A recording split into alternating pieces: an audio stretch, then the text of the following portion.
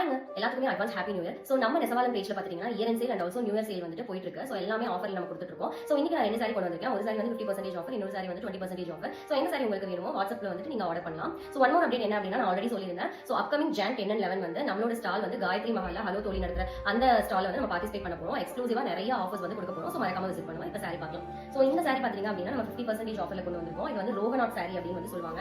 இது வந்து ரொம்பவே பேப்பர் வெயிட் மாதிரி தான் இருக்கும். சாரி ஃபுல்லாவே உங்களுக்கு வந்துட்டு இந்த மாதிரி தான் வந்துடும். சாரியோட பல்லு பாத்தீங்க அப்படின்னா இதுதான் சாரியோட பல்லு.